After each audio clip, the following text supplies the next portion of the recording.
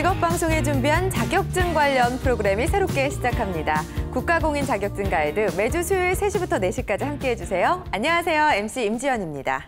최신 자격증 관련 뉴스에서부터 전문가의 요모조모, 자격증 소개와 분석까지 낱낱이 파헤칩니다. 안녕하세요. 캐스터 조영주입니다. 네. 국가공인 자격증 가이드 1부와 2부로 나눠서 소개해 드릴 텐데요. 자, 먼저 1부 함께할 대표님 소개하도록 하겠습니다.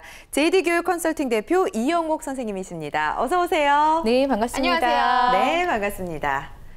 자, 먼저 한 주간의 자격증 관련 최신 뉴스를 전하는 시간이죠. 잡아라 자격증 뉴스 코너가 준비되어 있습니다.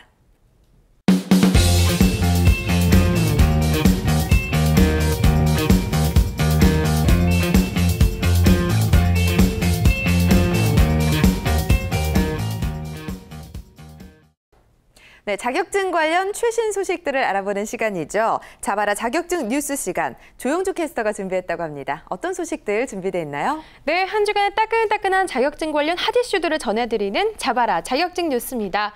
오늘 첫 번째 소식부터 화면으로 함께 만나보시죠. 네, 지난주 1차 시험 접수를 마감한 건축물 에너지 평가사에 대한 취준생들의 반응이 뜨겁다는 소식이네요.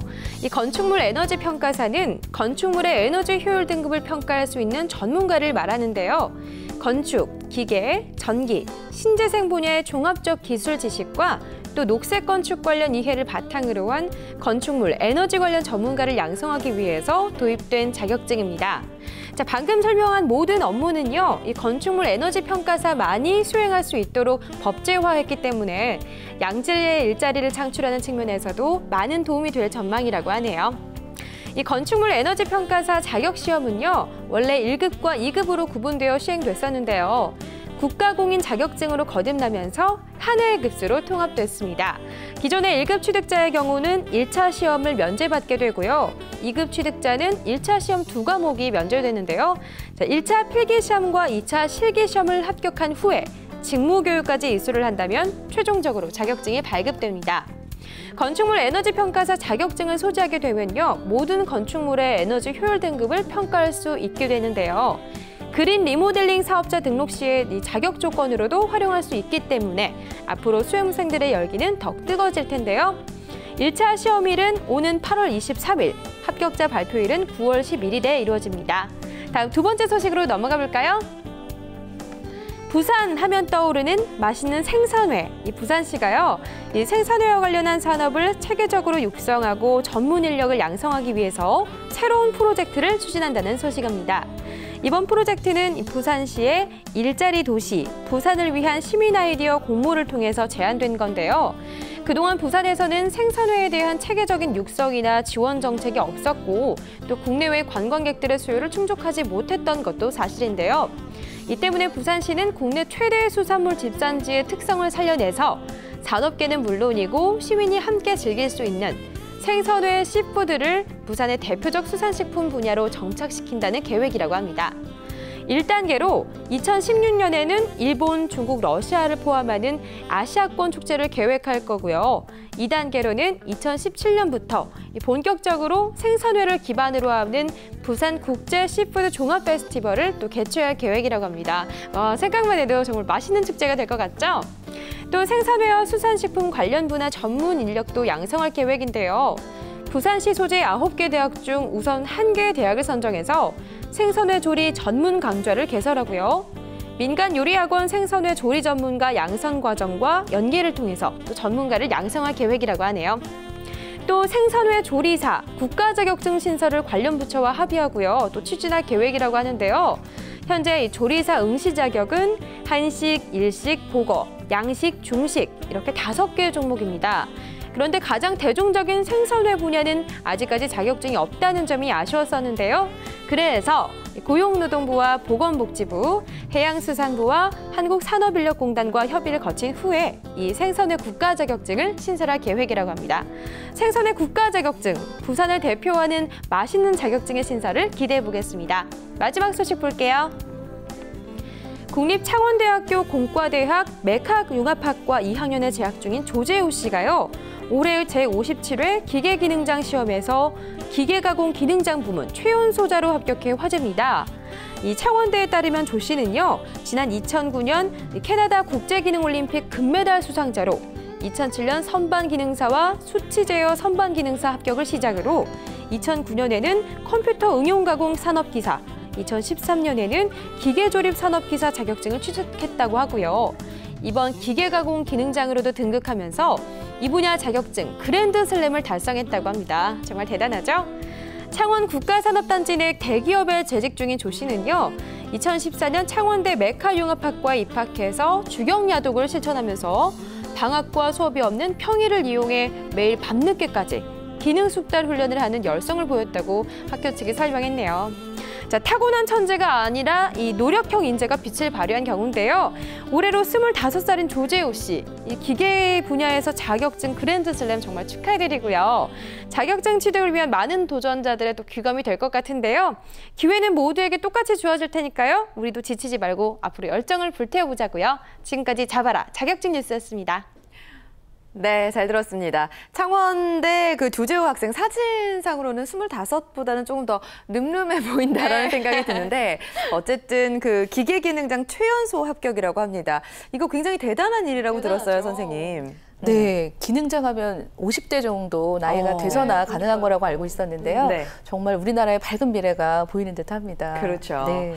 앞으로 이제 노력을 해서 최고의 기술 장인한테 주어지는 명장의 자리에 오르도록 노력하겠다 이런 말씀을 남기셨는데 그때는 꼭 저희 스튜디오에 모시거나 그것도 안 되면 전화 연결이라도 꼭 추진하도록 하겠습니다.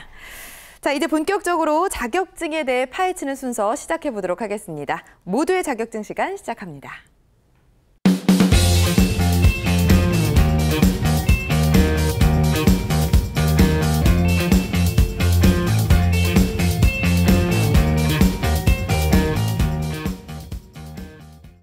네, 모두의 자격증 시간입니다.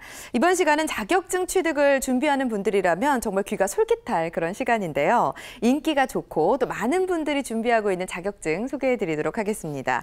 이영옥 선생님, 오늘은 어떤 자격증 소개해 주실 건가요? 네, 오늘은 요양보호사라는 자격증을 좀 소개해드릴까 합니다. 네, 요양보호사. 사실 이제는 조금은 익숙해지지 않았나 그런 생각도 드는데 이게 언제부터 시작이 된 건가요? 네, 정부에서 2008년도에 노인장기 요양보험 제도가 도입이 되면서 이때부터 요양보호사라는 제도를 양성하고 있습니다. 2008년부터 시작이 됐으면 지금 몇 회째죠?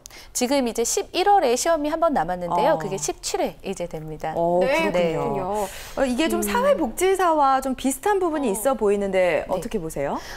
일단 사회복지사는 사회 전반적인 일을 하는 거고요. 요양보호사는 어르신들의 케어 이런 것들을 집중적으로 일을 하는 건데요. 노인 장기 요양보험이라는 것은 연로하거나 또는 노인성 질병이 생겨서 6개월 이상 혼자서 일상생활을 수행하기 어려운 노인들에게 신체활동이라든가 가사 지원 등의 혜택을 제공하는 사회보험제도라고 보시면 되겠습니다. 네, 보살핌이 필요한 어르신들을 돕는 좋은 제도라는 생각이 드는데요. 요양보호사, 그렇다면 노인 장기 요양보험제도, 이 제도 때문에 생긴 직업인 거죠? 네, 맞습니다. 이 수가 좀 늘고 있다는 기사를 제가 본 적이 있는데 맞나요? 네, 맞습니다.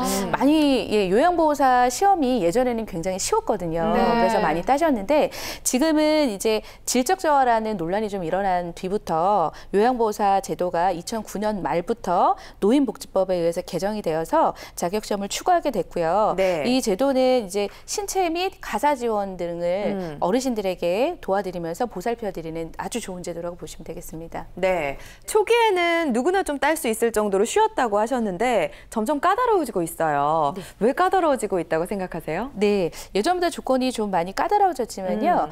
그래도 많은 사람들이 요양보호사 자격증에 뛰어드는 데는 이유가 있습니다. 왜냐하면 저희 노인 요양 및 재가시설에서 요양보호사를 의무적으로 채용을 하고 있습니다. 그래서 전망이 굉장히 밝고요. 요새같이 고용불안 시대에 평생 직업으로 가질 수 있어서 굉장히 좋다라고 보시면 되고요. 또 가장 큰 장점은 내 가족을 돌볼 때도 요양급여가 나온다는 장점이 있습니다. 그래서 취업을 목적으로 하지 않아도 일단 따두면 좋다라는 생각으로 많이 취득하고 있는 상황이고요. 있고요. 그 요양보호사는 전문적인 지식 플러스 과학적으로 실천하는 윤리적인 전문직이라고 보시면 되겠습니다. 네. 윤리적 전문직이다라는 말이 굉장히 마음에 와닿고 괜찮다라는 생각이 드는데요. 사실 그 경력 단절 여성이라든지 중장년 여성들이 하기에도 괜찮을 것 같다라는 생각이 들어요. 네, 그렇습니다. 어르신과의 소통을 중요시 생각하기 때문에 중장년층 여성들이 굉장히 좋고요.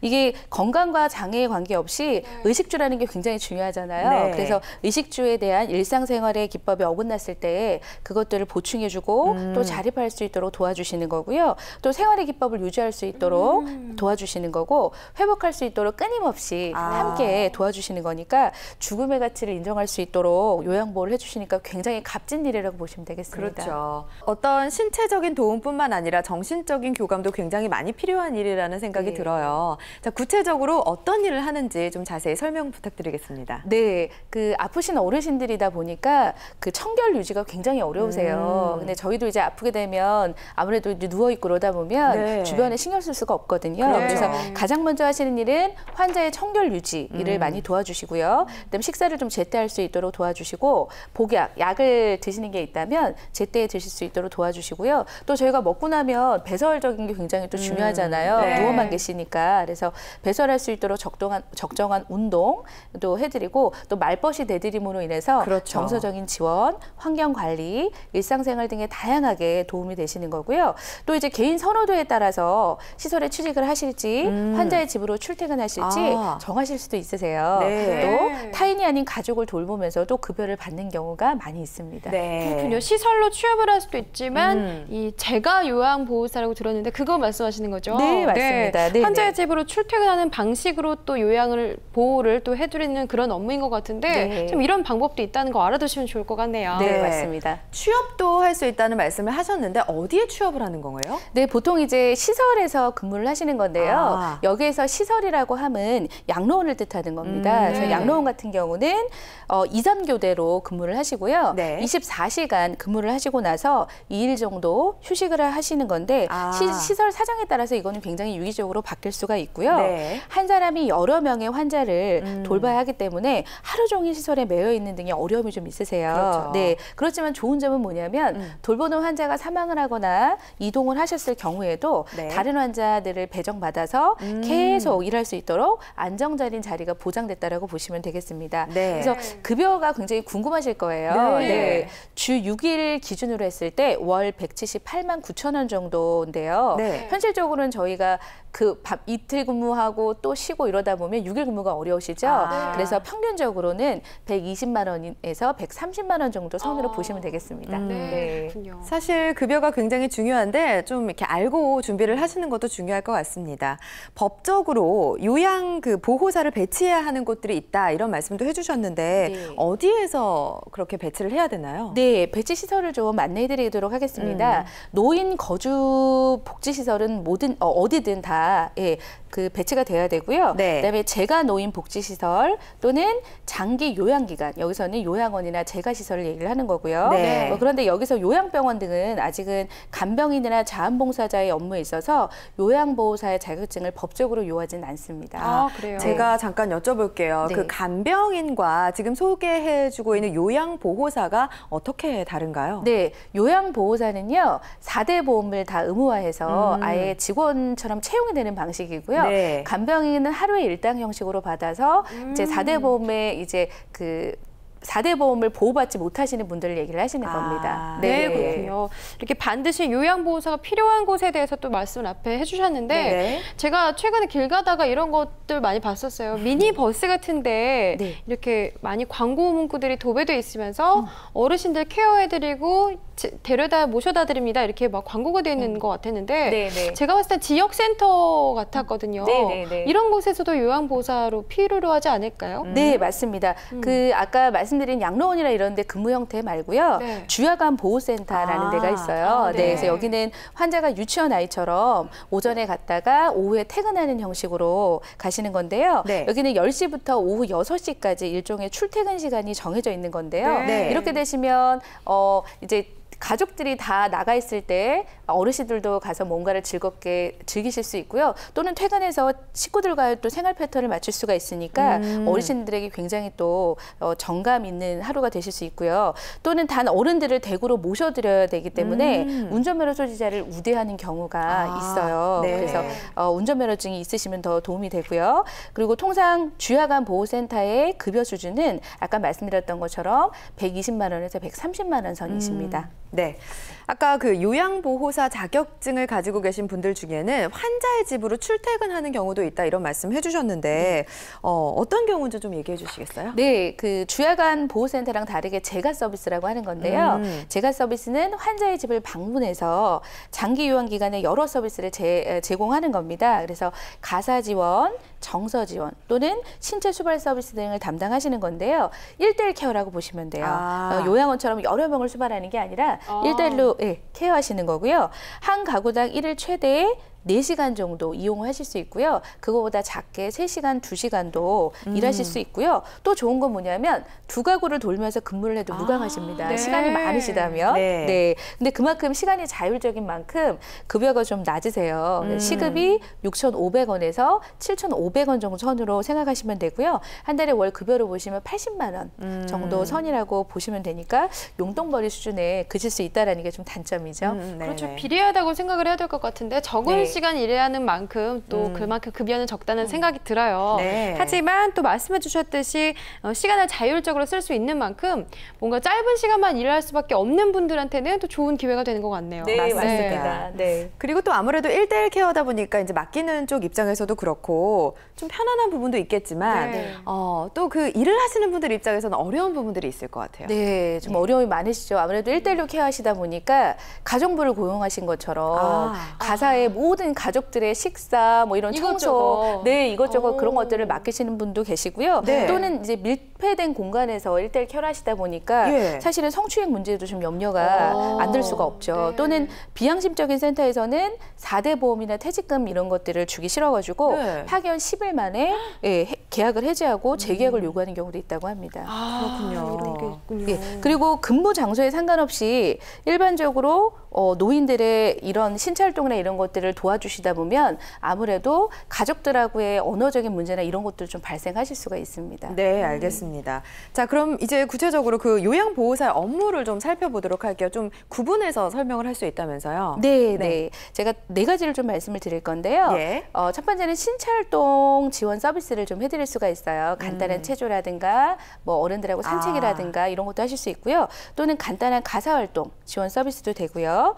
또 개인활동 지원 서비스, 정서 지원 서비스도 되고요. 방문 목욕 서비스까지도 다 받아보실 수가 있습니다. 네, 그렇군요. 지금부터는 이제 요양보호사 어떻게 자격증을 취득하면 좋을지 그 방법에 대해서 알아볼 텐데 시험이 좀 어때요? 어렵나요? 독학으로도 좀 가능한 수준인지 궁금하네요. 네, 어렵지는 않으신데요. 자격증이 좀 독특한 게 자격증을 취득하시기 전에 네. 꼭 교육을 받으셔야 합니다. 그 이수 시간이 240시간이라는 긴 시간을 먼저 교육기관을 통해서 이수를 받으셔야 되는데요. 네. 시도 지사로부터 지정받은 요양보호사 교육기관에서만 이수를 하셔야 합니다. 네. 그렇군요. 시험만 본다고 되는 게 아니었어요. 240시간이면 어마어마한 시간인데 이 교육 꼭 받아야 되는 거겠죠, 선생님? 네. 보시지 않으면 시험을 보실 수가 없습니다. 네. 그래서 국민건강보험공단의 노인장기 요양보험 사이트에 접속을 하셔가지고요. 네. 지역별로 우리 집 근처에 어느 요양보호사 그 교육기관이 있으신지 찾아보실 수가 있고요. 240시간의 교육은 크게 이론, 실기 수업이 160시간이고요. 네. 또 실습이 80시간으로 나뉘는데 실습 과정은 요양원에서 시설 실습을 한 40시간 정도 받으시고요. 또는 제가 환자의 집으로 방문을 하셔서 실습을 40시간 정도 받으시면 되고요. 이게 나눠져 있네요, 실습 과정이? 네, 맞습니다. 왜냐하면 제가로 가시는 분도 취직이 되시는 분도 있고 또는 요양원으로 가시는 분들도 계시니까요. 예, 예. 다양하게 실습 실습을 좀 받으셔야 하고요. 네. 총 교육비는 40만 원에서 50만 원 정도 선으로 보시면 되고요. 교육비 외에는 교재비만 들어가시는데요. 요게 한 3만 원가량 정도 필요하십니다. 네, 요양보호사 자격증 같은 경우에는 특이하게 교육을 먼저 이수를 해야 된다는 점이 좀 특이하다는 생각이 드는데 네. 비슷한 일을 했던 분들 같은 경우에는 좀 그 교육 시간 단축이라든지 인정받을 수 있는 부분이 있을 것 같아요. 네, 있습니다. 네. 아무래도 이제 그 민간 국가 자격이긴 하지만 간호사나 간호조무사 또는 물리치료사, 사회복지사, 작업치료사 이런 것들을 가지고 계신 분들은 네. 40시간에서 50시간만 교육을 이수하시면 됩니다. 네. 굉장히 단축이 많이 되시는 거죠. 네. 네. 당연히 교육비도 좀 줄어든다고 볼 수 있습니다. 네, 저희가 표를 준비했는데 표를 보면서 좀 설명을 듣도록 하겠습니다. 네. 네. 경력자 같은 경우는 총 60시간을 이수하시면 됩니다. 그래서 이론은 40시간, 실습 20시간만 이수하시면 되겠고요. 네. 또는 무경력자 같은 경우는 이제 총 교육시간 240시간 중에서 실습이 40시간에 40시간으로 아까 나뉜다고 말씀을 드렸고요. 네. 이렇게 이제 면허 소지자가 있으시냐 아니면 신규자냐에 따라서 시간이 좀 시수가 많이 차이가 나신다고 좀 보시면 됩니다. 네.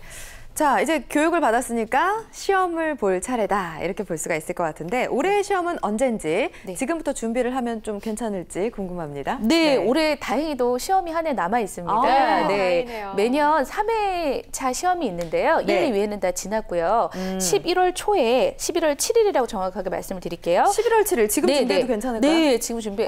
근데 뭐 교육기관에서 교육을 받으신 분들은 가능하시겠죠. 그게 있구나. 네, 그래야 네. 시험 보실 수가 있으니까 네. 17회 시험이 남아 있고요. 원서 접수는 국시원 홈페이지에 들어가시면 됩니다.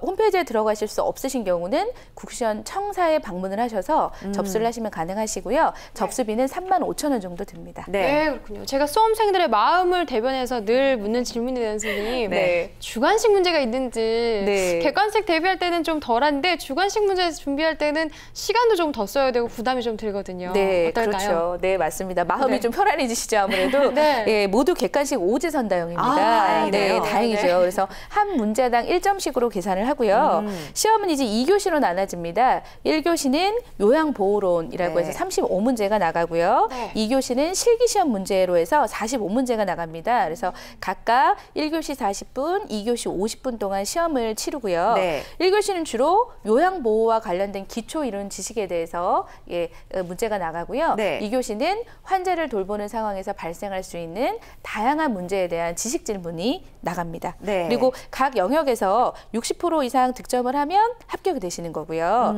이후 10,000원에서 30,000원 정도를 들여서 건강검진을 마치면 자격증이 발급이 됩니다. 네. 그 자격 시험 과목은 어떤 거가 되나요? 네, 과목은요.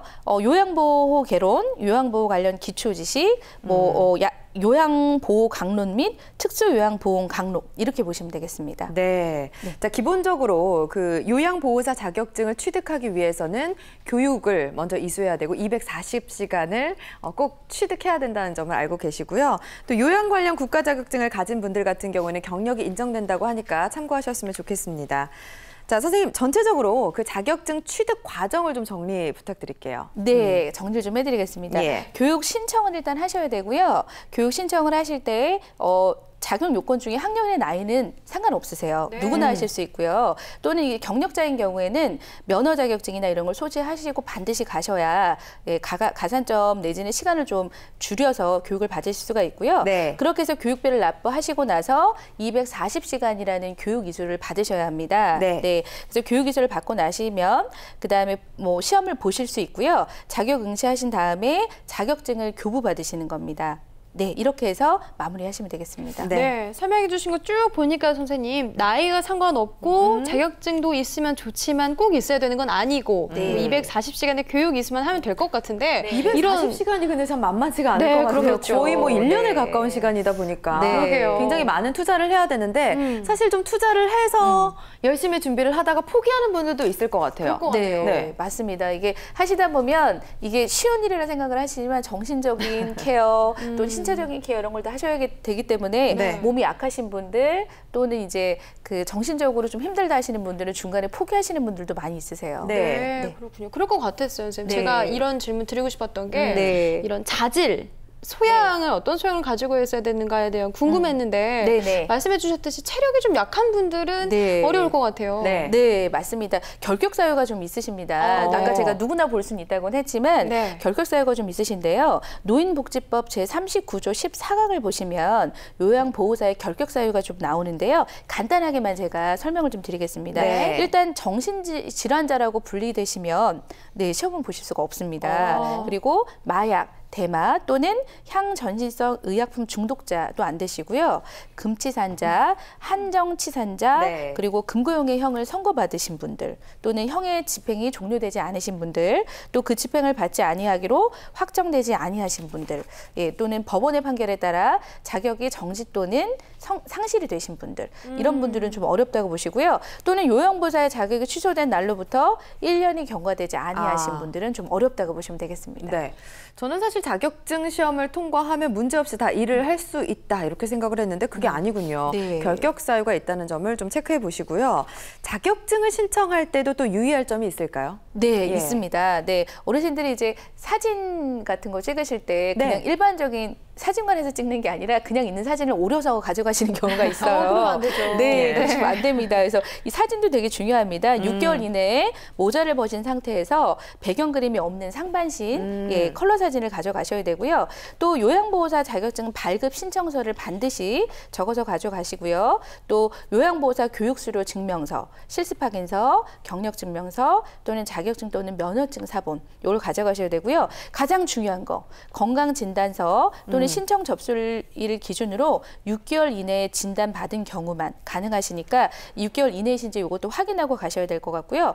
또 건강 진단서에 향전신성 의약품 중독자가 아니라는 말이 꼭 들어가셔야 합니다. 증명이 돼야 되는군요. 네, 그렇습니다. 그렇죠. 네. 건강진단서도 중요하고 실습 확인서도 아주 중요할 것 같은데요. 네. 자격증 신청 절차도 궁금하거든요. 네. 예. 신청 절차는요. 합격자 발표 후에 구비 서류를 갖추어서 본인이 교육받은 교육기관을 관할하는 시, 도의 자격증 발급 신청서 및 구비 서류를 가져가시면 됩니다. 네. 그래서 서류를 제출하시면 30일 이내에 광역시도의 자격 검정 결과를 보시고요.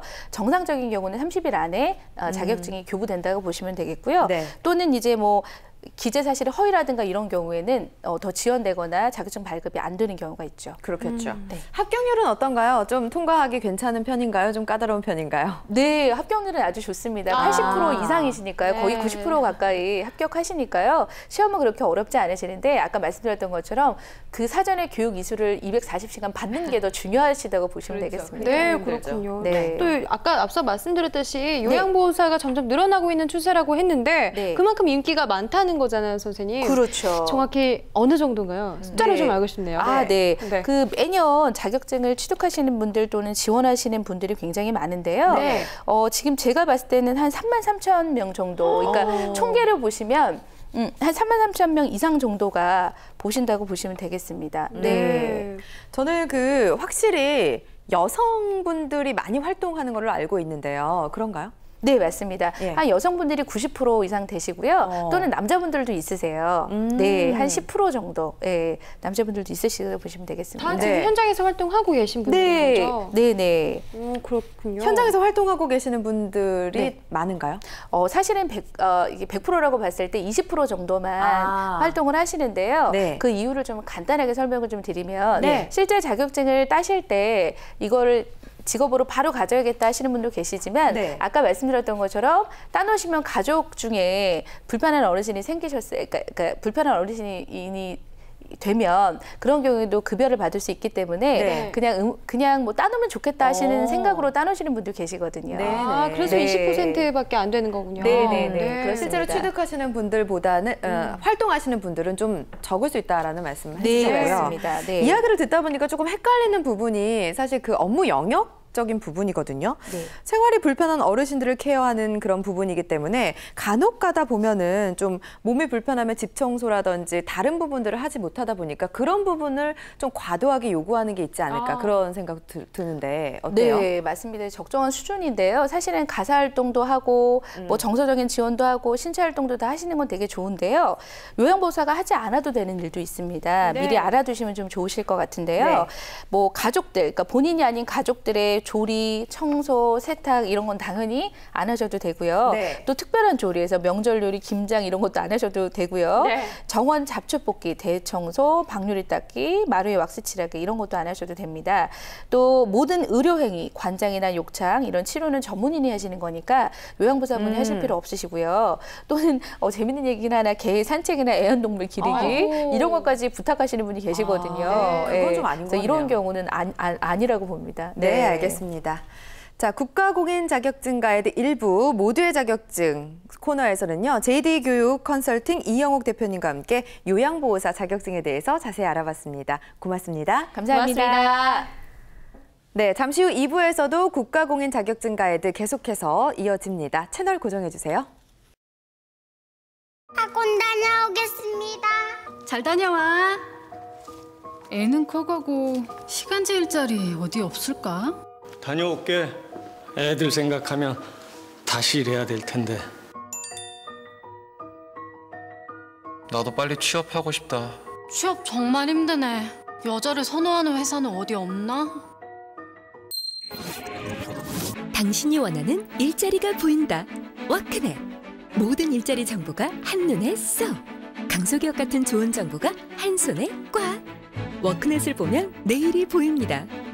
국가대표 취업 포탈 워크넷. 타잉홍 씨는 인형 선물을 보내주겠다는 약속을 지켰습니다. 우딘 헤르만 씨는 매일 아침 안부 전화를 드리겠다는 약속을 지켰습니다. 김 사장님은 정당한 대우를 하겠다는 약속을 지켰습니다. 이 사장님은 취업 기간을 마치고 돌아가는 근로자에게 다시 만날 날을 기약했습니다. 소중한 약속을 지키는 당신은 최고입니다. 약속을 지킨 당신에게 대한민국은 재입국 취업의 기회를 드립니다. 외국인 고용 허가제. 또 하나의 약속을 지키는 것입니다.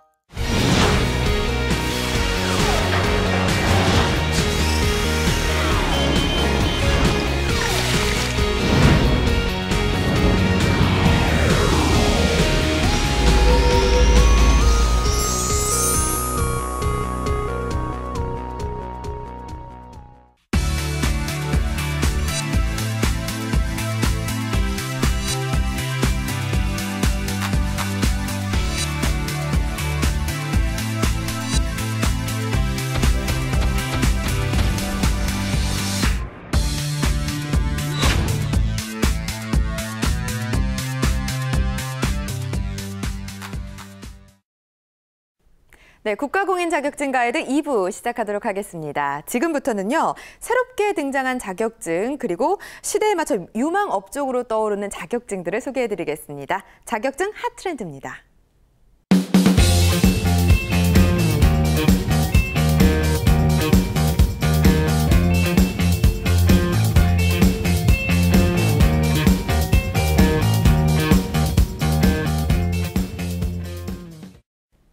네, 자격증 핫트렌드입니다. 자, 2부 자격증 핫트렌드 시간에는요. 한국커리어전문협회 전문위원 박상호 선생님과 함께하겠습니다. 어서 오세요. 네, 안녕하세요. 네, 안녕하세요. 반갑습니다. 반갑습니다. 저는 늘 이 시간이 굉장히 궁금해져요. 네. 새롭고 재밌는 유망한 자격증들 많이 소개해주고 계시는데 오늘은 어떤 자격증 소개해 주실 건가요? 네, 그 건강한 삶을 유지하기 위해서는 네. 안전한 먹거리가 무엇보다 중요한데요. 그렇죠. 네, 그래서 오늘은 유기농업 기능사에 대해서 소개해드리도록 하겠습니다. 네. 유기농업 기능사 굉장히 생소합니다. 우리 지난 시간에 괴산에서 합격생들이 많이 배출됐다 이런 기사를 전한 적이 있었던 것 같긴 한데 네, 맞습니다. 사실 잘 모르겠거든요. 이 유기농업 기능사 같은 경우에는 어떻게 생겨난 자격증인지 좀 자세히 알아보도록 할게요. 네.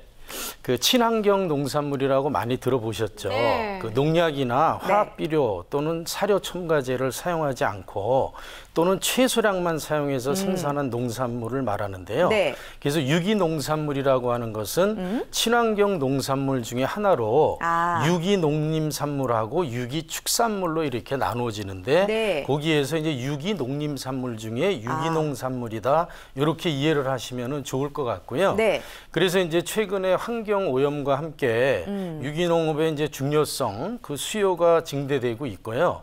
이제 과거에는 저부가가치 농업 형태였는데 최근에는 이제 고부가가치의 그렇죠. 농작물로 전환이 필요되면서 이제 작물 생산 방법이 점점 달라지게 되면서 그 수요가 증가되는 그런 추세에 있다라고 볼 수 있습니다. 네. 또 이제 이렇게 그 세계 FTA가 이제 발효가 되면서 이제 세계적으로 농산물이 국내에 들어오게 되는데요. 네. 그러므로 인해 가지고 자국의 농업을 보호하는 수단으로서 이 유기농업이 점점 발달해 가고 있는 그런 과정이 있습니다. 네. 그래서 이런 유기농업이 중요성이 점점 대두되기 때문에 그 유능한 농업 인력을 육성하고 공급할 수 있도록 하기 위해서 자격 제도가 신설이 된 자격증이 바로 유기농업 기능사라고 말씀드릴 수 있습니다. 네. 유기농업 기능사 생긴 지 얼마나 됐나요? 왜 최근에 부각이 되고 있다고 생각하시죠?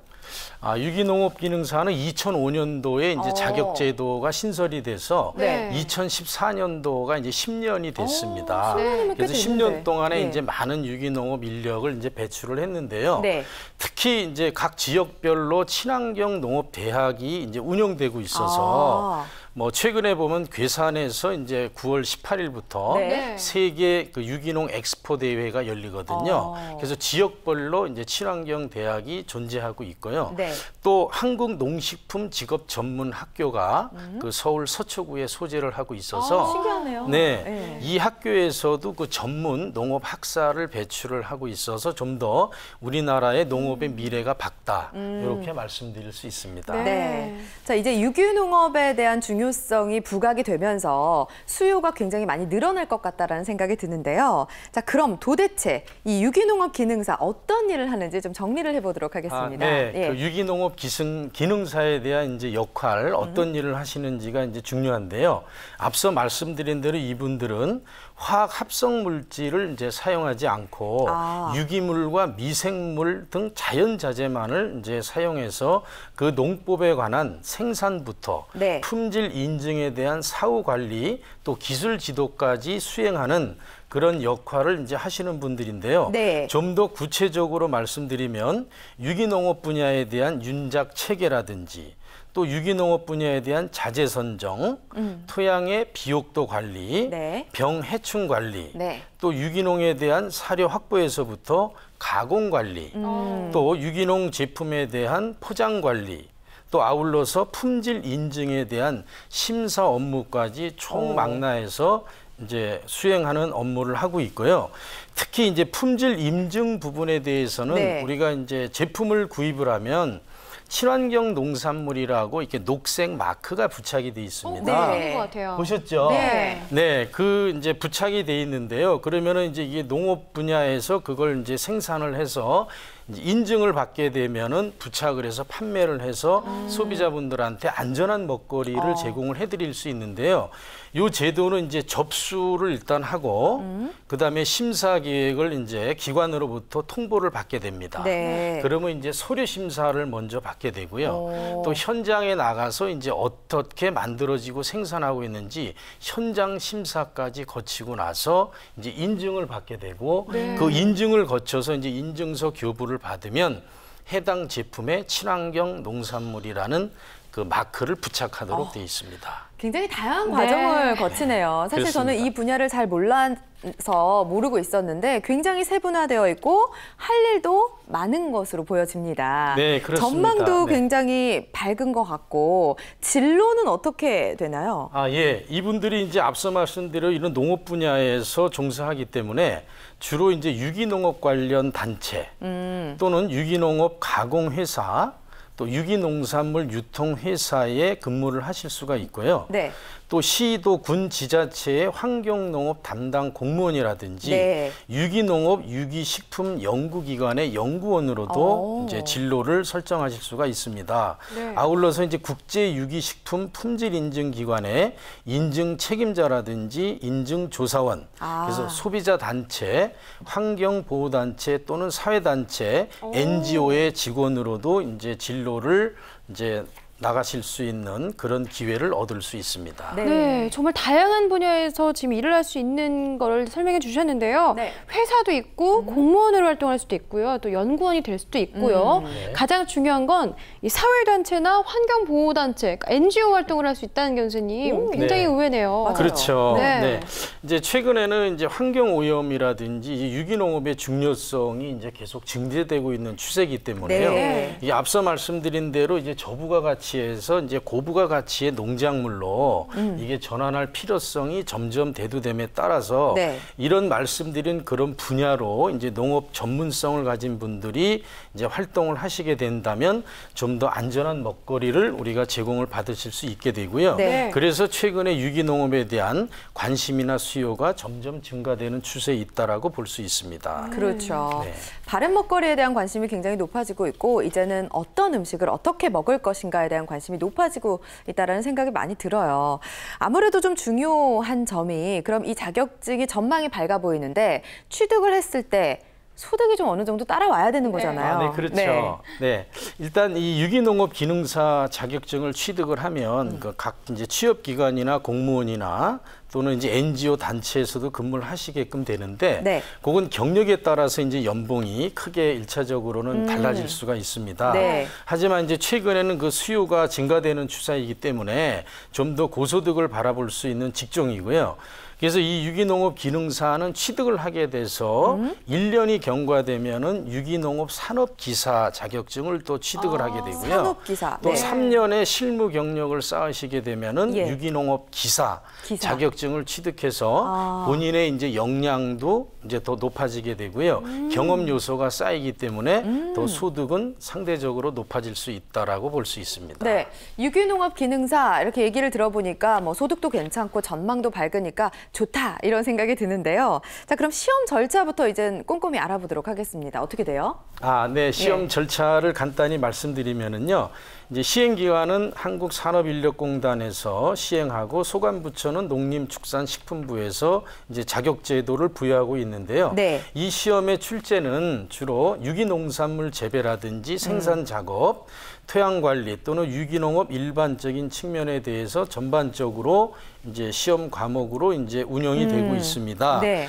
그래서 이제 이 응시 자격은 뭐 제한이 없고요. 네. 성별, 학력, 연령 누구나 다 응시가 가능하기 때문에 네. 그 유기농업에 좀 더 관심이 있는 분이라면은 네. 이제 누구나 응시할 수 있고요.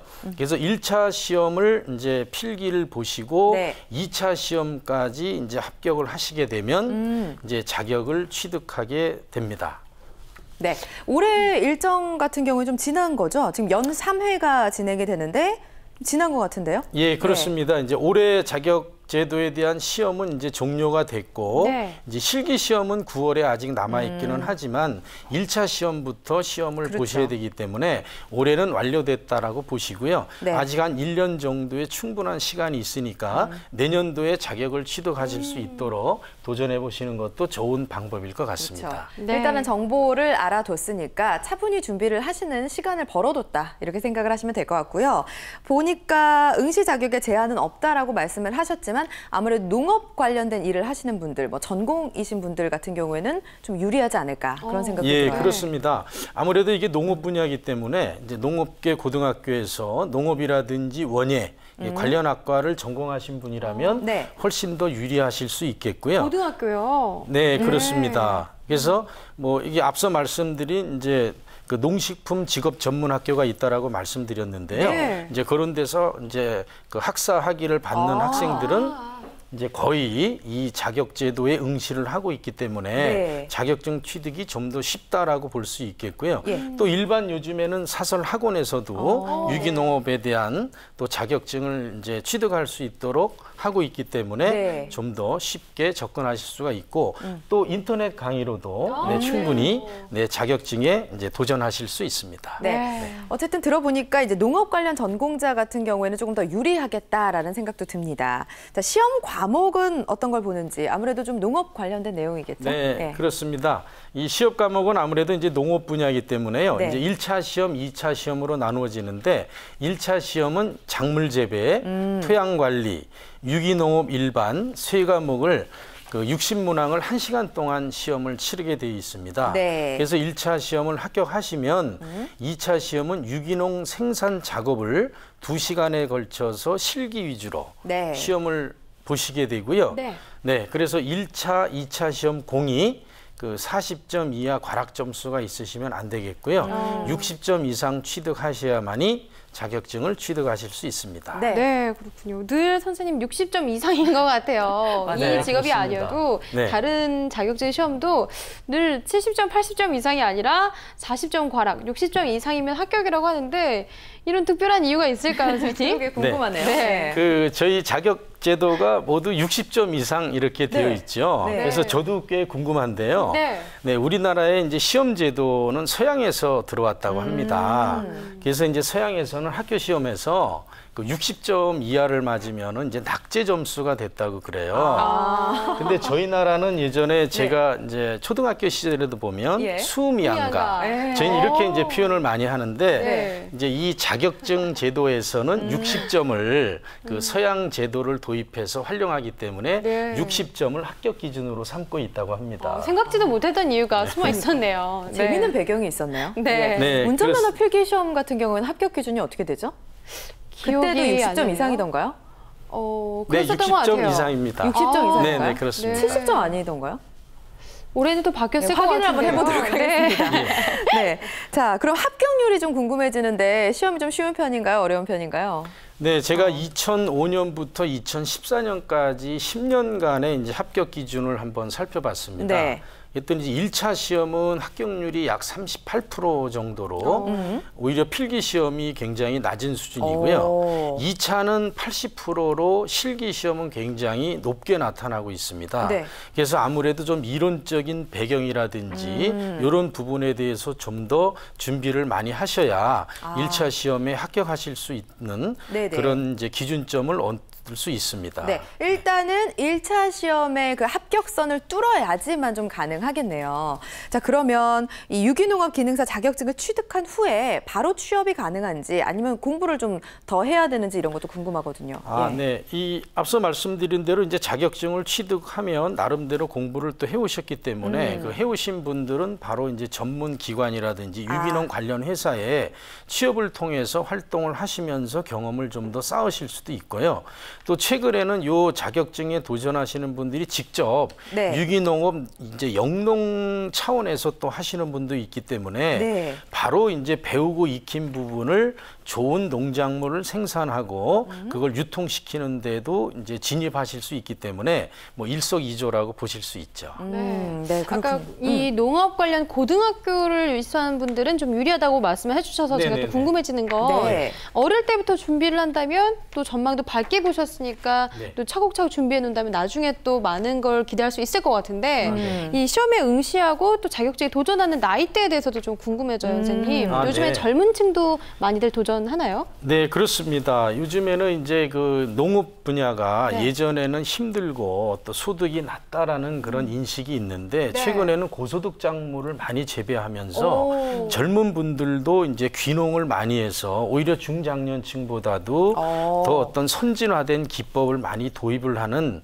그런 분들이 많이 있으세요. 그래서 꼭 뭐 이게 몇 살 때 시작해야 된다라는 거는 아니지만 이제 어렸을 때부터 요즘에는 이제 자기 자신에 대한 진로 설정을 하지 않습니까? 네. 그래서 좀 더 내가 농업 분야에서 관심이 있고 이 분야에서 뭔가 고소득 작물을 통해서 고소득을 올리겠다라는 그런 진로 계획이 설정된 분이라면 좀 더 좋겠고요. 그러면 농업 분야에 진입을 해서 말씀드린 이제 그 농업 전문 학교를 거쳐서 이 분야에 한다면 훨씬 더 일반 그 대학을 졸업하시고 그 사회에 취업하시는 분들보다도 좋은 미래가 이제 보일 수 있습니다. 네, 길게 보고 앞서가는 거라는 그럼요. 생각이 드는데 네. 귀농귀촌이 또 젊은 층에서 요즘에 많이 일어나고 있으니까 젊은 구직자분들도 좀 참고하시면 좋을 것 같네요. 네, 사실 그 요즘에는 그 농업 관련 젊은 CEO들도 굉장히 많은데 이 좀 분야를 더 좁혀서 유기농업에 집중해 보는 것도 참 좋을 것 같아요. 예, 그렇습니다. 제가 좀 들었던 그 농산물 품질 관리사와는 어떻게 다른지 좀 궁금해졌거든요. 아, 네. 네. 농산물 품질 관리사하고도 이제 일맥상통할 수 있는 부분은 있습니다. 네. 농산물 품질 관리사는 농산물 전반에 걸쳐서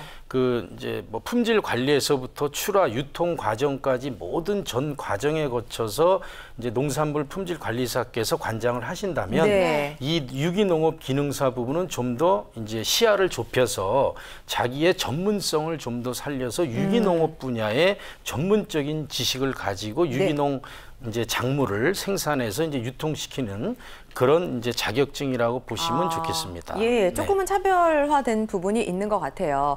요즘에는 이제 많은 중장년층 같은 경우에는 퇴직 이후의 삶을 꿈꾸면서 귀농이나 귀촌을 생각을 하시는데 너무 준비 없이 간다 이런 얘기들도 많이 나오고 있거든요. 그분들도 그런 대안으로 좀 준비를 하면 어떨까라는 생각도 드는데요. 예, 그렇습니다. 그 이제 요즘 창업도 쉽지 않기 때문에 무조건 이제 창업 시장에 뛰어들었다가는 낭패를 보는 경우가 많은데요. 네. 또 귀농 또한 이게 쉽게 뛰어들었다가 이제 어려움을 겪는 분들이 많이 있습니다. 네. 그래서 최근에는 귀농도 창업이다 이렇게 이제 말씀들을 많이 하시는데요. 네, 그럴듯하네요. 그냥 무조건 시골에 내려가 가지고 사는 것이 중요한 것이 아니라 거기에서 어떤 작물을 재배를 하고 또 그 재배한 작물을 이제 유통 경로를 통해서 판매를 해야지만이 소득을 올릴 수 있고 그래야 내 삶이 영위가 되는데 무조건 시골에 땅만 사서 내려가 가지고 농사만 지면 된다. 이렇게 했다가 판로가 없어서 다시 귀농이 아니라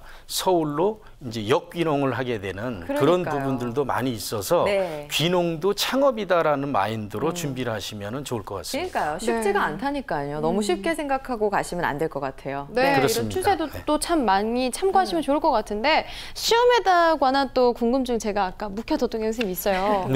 보통의 제가 또 다른 시험들이랑 많이 비교하는 걸 좋아해서 보통의 시험들은 선생님 1차가 좀 쉬워서 합격률도 높고 2차가 어려운 편인데 이 시험은 왜 그 반대로 2차가 왜 쉽고 1차가 좀 더 어려운지 모르겠어요, 선생님. 특별한 이유가 있을까요?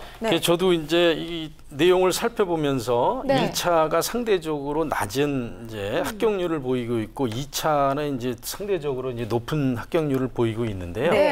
이 아마도 이 농업 분야에는 전문적으로 어렸을 때부터 진입을 해서 꾸준히 공부하신 분들은 그렇게 많지 않으시고 이제 최근에 이 유기농에 대한 이제 먹거리 문화에 대한 인식이 새롭게 변화가 되면서 이 자격증을 따야 되겠다라고 하다 보니까 싶어서. 이제 농산물에 대해서 많이 이제 지식을 갖고 있지 못한 부분이 있으시죠. 그러다 보니까 이제 필기 시험 보는 데는 조금 어려움이 있으신 것 같고요. 하지만 이제 2차 시험은 실기 위주로 하기 때문에 반복 실습을 계속 하시다 보니까 좀 더 합격률이 높게 나타나는 경향을 보이고 있습니다. 그렇겠군요. 확실히 진짜 이 분야 같은 경우에는요. 사회가 많이 바뀌면서 주변이 바뀌면서 산업 흐름이 바뀌다 보니까 수요가 높아진 부분이 있는 것 같아요. 많은 분들이 도전하시고 이 분야 유기농업에 대한 발전도 더불어 이루어졌으면 좋겠다라는 생각을 해보게 되는데요. 자, 시험을 준비 중인 지원자들이 분명히 있을 텐데 지원자들에게 체크해야 될 부분, 좀 주의해야 할 사항들 이런 거 정리할 수 있을까요? 이 앞서 말씀드린 대로 필기가 3과목이 되고요. 그다음에 2차는 이제 실기로 진행이 되는데 이제 실기 시험은 이제 시설이나 장비 또는 이제 일정, 수업 인원에 따라서 이게 주말에도 시행이 될 수도 있고 평일에도 진행이 되는 경우가 있다고 합니다. 그래서 이제 일부 종목은 자기 거주지가 아닌 타 지역에서도 이제 시험을 봐야 되는 그런 부분이 있기 때문에요. 이제 시험을 보기 전에는 충분히 사전 정보 습득을 통해서 어디에서 시험을 보는지 정보를 취득하는 것이 무엇보다도 이제 중요하겠고요. 그다음에 이분들은 앞서 말씀드린 대로 1차적으로 유기농업 기능사 자격증을 취득을 하시게 된 후에 1년 동안 직무 경험을 쌓으시게 되면 산업기사로 또 승급을 하실 수가 있고 또 3년 이상의 실무 경험을 쌓으시면 이제 기사로 이제 또 상승되는 그런 상황이 자격이 부여되기 때문에요. 좀 더 노력하신다면은 발전적인 그런 모습을 기대하실 수 있습니다. 네, 알겠습니다.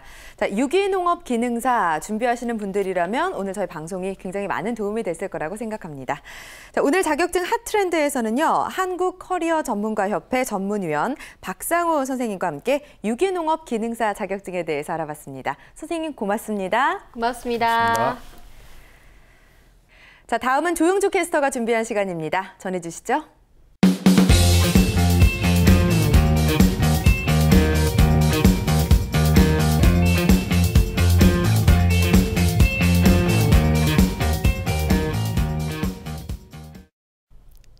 네, 시험 일정 미리미리 알고 준비한다. 자격증 카운트다운 코너입니다. 현재 나와 있는 자격증 시험 관련 일정들 전해드릴게요.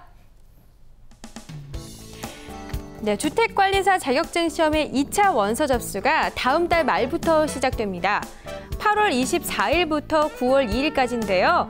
시험은 10월 10일이고요. 합격자 발표는 12월 2일입니다. 다음은 공인중개사 자격증 시험 일정이네요. 1차 원서 접수부터 시작을 할 텐데요. 8월 10일부터 8월 19일까지 약 열흘 동안 이루어집니다. 시험은 10월 24일이고요. 합격자 발표는 11월 25일입니다.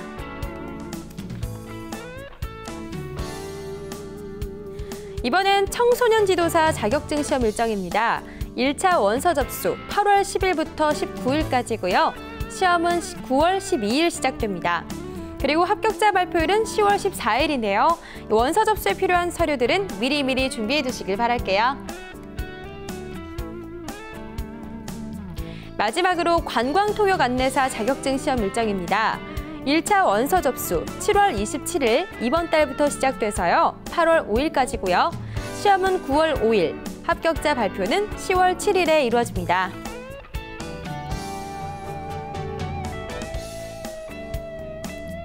네, 자격증 성공 취득을 위한 꼼꼼한 움직임, 자격증 카운트다운이었습니다. 네, 잘 들었습니다. 자, 오늘 국가공인 자격증 가이드에서는요, 요양보호사 그리고 유기농업 기능사 자격증에 대해서 자세히 알아봤습니다. 또 취업이나 자기개발 관련해서 자격증 준비하시는 분들이라면 오늘 내용 큰 도움이 됐을 거라고 믿습니다. 자, 매력적인 자격증에 관한 모든 것들 전해드리겠습니다. 국가공인 자격증 가이드, 다음 주에도 다양한 소식들 준비하고 기다리고 있을게요. 시청해주신 여러분 고맙습니다.